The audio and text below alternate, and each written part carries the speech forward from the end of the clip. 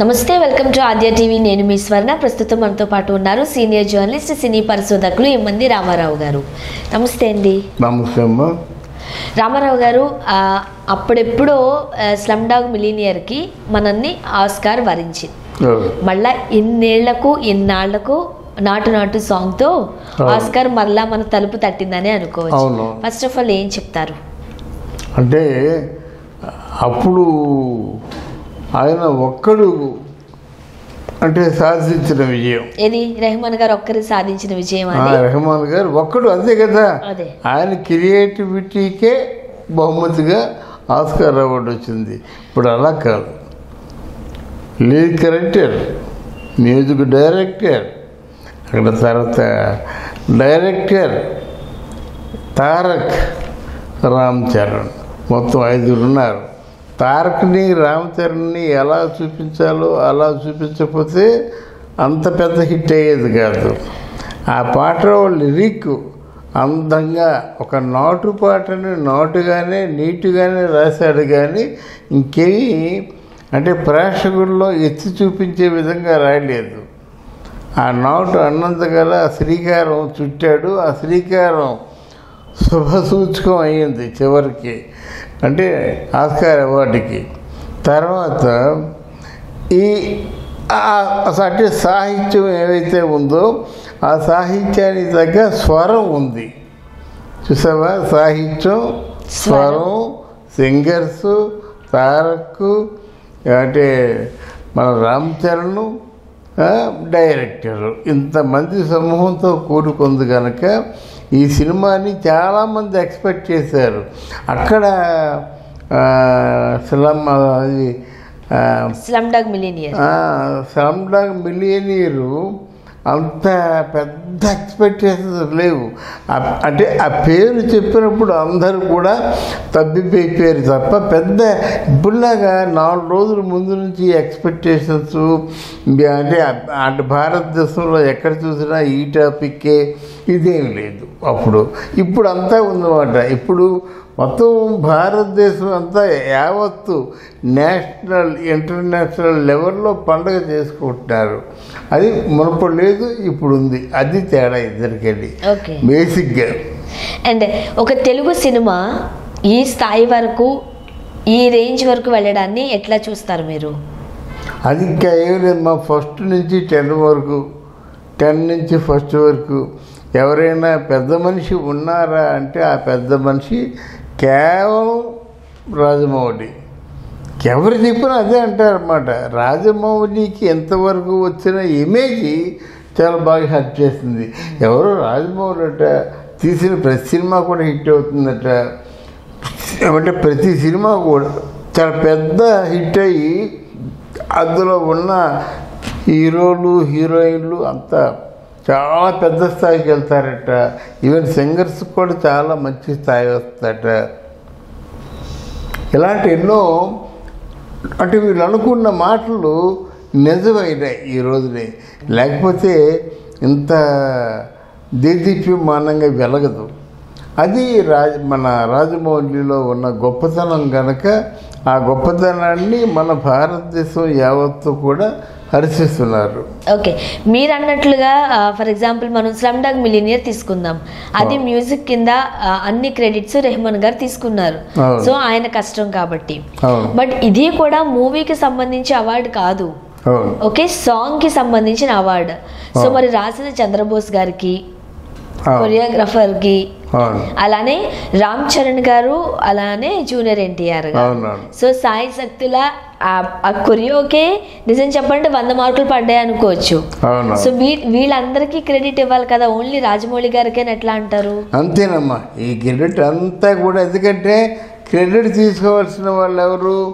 మన రామ్ చరణ్, తారక్ను.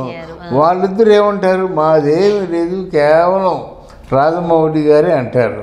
పోనీ ఒకవేళ ప్రొడ్యూసర్ వద్దామా, శోభ, వీరందరూ అంటే మైత్రి మూవీ మేకర్స్ ఏదో ఉంది కదా, వాళ్ళు ప్రొడ్యూసర్లు అందామా అంటే ప్రొడ్యూసర్లు అంటే వాళ్ళు అంటారు మాకేమి డబ్బులు పెట్టాం కానీ దానయ్య కదా, డబ్బులు పెట్టాం కానీ దీంట్లో ఉన్నటువంటి పూర్వపరాలు ఎప్పుడు నేను ఆలోచించలేదు, ఆలోచించను, నాకు కావాల్సిన డైరెక్టర్ కావాలంటాడు. ఇంకెవరున్నారు మిగిలిన వాళ్ళు? ఆ పాటలు పాడిన వాళ్ళు పెద్ద పేరున్న వాళ్ళు కాదు కదా. రాహుల్ సిప్లగంజ్ అని ఇంకొకడు, ఆయన ఎవరో మన రాజమౌళికి రాజమౌళికి కొడుకు అనుకుంటాను బహుశా. అంతే, వాళ్ళు ఎమిచ్యూర్స్ మాట. మనిషికి ఒక 50,000 ఇచ్చి పాడిమంటే గెంతులేసి మరి పాడేస్తారు. వాళ్ళకి వచ్చింది అవార్డు. అదృష్టం చూడండి అమ్మా.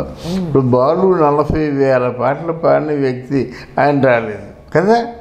జానకి ఒక 50,000 పాటలు పాడిన వ్యక్తి, ఆవిడ రాలేదు. సుశీల ఒక 20,000 25,000 పాడిన వ్యక్తి, ఆవిడ రాలేదు. అసలు ఏ పాడకుండా 2 3 4 సాంగ్స్ 10 లోపలే వాళ్ళకు వచ్చేసింది సింగర్స్గా అవార్డు. నాటు పాట ఎక్కడ చూసినా ఆ పాటే. నిజంగా ఆస్కార్ వేదిక మీద నాటు అనే పాట వాళ్ళెవరో ఇంగ్లీష్ వాళ్ళు డ్యాన్స్ చేస్తుంటే ఎంత ముచ్చటగా ఉందో, అంత తన్మయత్వం చెందుతూ ఆ పాట పాడారు వాళ్ళు. అందుకని అవార్డు వచ్చింది. జనరల్గా కోట్లలో బడ్జెట్లు అంటే మనం ఎక్కువగా బాలీవుడ్ వైపే చూస్తారు. అవును, అలాంటి బాలీవుడ్కి కాకుండా ఆ స్థాయికి పరిగెడుతుంది టాలీవుడ్ ప్రస్తుతానికి. సో ఈ టైంలో ఆస్కార్ అవార్డు రావడం అనేది తెలుగు చలనచిత్ర పరిశ్రమకు ఎంతవరకు లాభదాయకం అంటారు? అవును, అంటే ఇది ఒక రికార్డు కదమ్మా, ఒక చరిత్ర కదా. చరిత్రలో సువర్ణాక్షరాలతో లిఖించదగ్గ పరిణామం ఇది. ఎందుకంటే మళ్ళీ రాదు కదా. ఏమిటి వచ్చిందంటే ఓ చరిత్ర. ఎలా వచ్చిందంటే సువర్ణాక్షరాలతో లిఖించదగ్గ చరిత్ర కనుక అది అంతే చెప్పాను. అరే బాబు, మీరు అటు పిసినారితనం చేయకుండా పండుగ చేసుకుంటారా, సెలబ్రేషన్ చేసుకుంటారా అని చెప్తున్నాను నేను. అది ఓకే. ఇప్పుడు స్లమ్ డాగ్ మిలియనియర్ కి సంబంధించి నాటు సాంగ్ సంబంధించిన మ్యూజిక్ కి సంబంధించి మనం కంపారిజన్ చేయట్లేదు. 2 ఆస్కార్ బరిలో నిలిచి నగ్గాయి కాబట్టి మాట్లాడుకుంటున్నాం. ఏం చెప్తారు మీరు? అంటే స్లమ్ డాగ్కి ఇది మన నాటుకి ఉన్న తేడా ఏమిటంటే, దానికి అవార్డుకి కావలసిన మ్యూజిక్నే ఇచ్చాడు. అంటే క్యారికేచరు లేకపోతే సిగ్నేచర్ ఏదో అంటారు కదా, అలాగా ఆ సిచ్యుయేషన్ తగ్గట్టుగా థీమ్ మ్యూజిక్కే ఇచ్చి వాళ్ళు కొంచెం హృదయాలు కొల్లగొట్టాడు మన మన ఏఆర్ రెహమాన్. ఇది అలా కాకుండా ఆ గాల్లో ఎగిరిపోతున్నారు. ఆ గాల్లో ఇప్పుడు రామ్ చరణ్ మరి మన తారక్కు ఎలాగైతే గాలిలో ఎగిరిపోతున్నారు, ఆ పాట కూడా అలా గాలిలో ఎగిరిపోతుంది. ఆ పాట పాడిన వాళ్ళు ఎగిరిపోతూ పాడారు. ఆ పాట మ్యూజిక్ కూడా అలాగే ఉందన్నమాట. అదొక వరవడమ్మ, అంతే. ఒక్కోసారి అదృష్టం కలిసి వచ్చినప్పుడు అన్నీ కలిసి వస్తాయి అన్నమాట. అందరూ బ్రహ్మాండంగా రాశాడు కీరవాణి, మన చంద్రబోసు బ్రహ్మాండంగా మ్యూజిక్ చేశాడు, కీరవాణి బ్రహ్మాండంగా పాడేశారు పిల్లలు, కొత్త పిల్లలు. ఇంకా డ్యాన్స్ అంటే ఆ కొరియోగ్రఫీ కానీ డ్యాన్స్ కానీ అసలే మంచి డ్యాన్సర్స్ వాళ్ళు శక్తివంచం లేకుండా డ్యాన్స్ చేశారు. సో ఇలాంటి అవార్డులు రావడం మన తెలుగు పరిశ్రమకి ఎలాంటి స్ఫూర్తిదాయకం అంటారు? డెఫినెట్గా మా తెలుగువాడు అనేవాడు, తెలుగు సినిమాల్ని ప్రేమించే ప్రతి వ్యక్తి కూడా ఒకసారి ఛాతీ విరుచుకుంటూ తిరిగే టైం వచ్చింది. నేను తెలుగువాడిని, నా తెలుగు సినిమాకి ఎంత అంటే వాల్యూ ఉన్నది, తెలుగు సినిమా వాల్యూస్ కట్టుబడి ఉంటుంది అని చెప్పి మనం బోర విరుచుకుంటూ రొమ్ము విరుచుకుంటూ చెప్పే టైం వచ్చింది అన్నమాట. రైట్. ఇలాంటి అవార్డులు మరెన్నో రావాలని మనస్ఫూర్తిగా కోరుకుందామండి. Thank you so much. Thank you very much.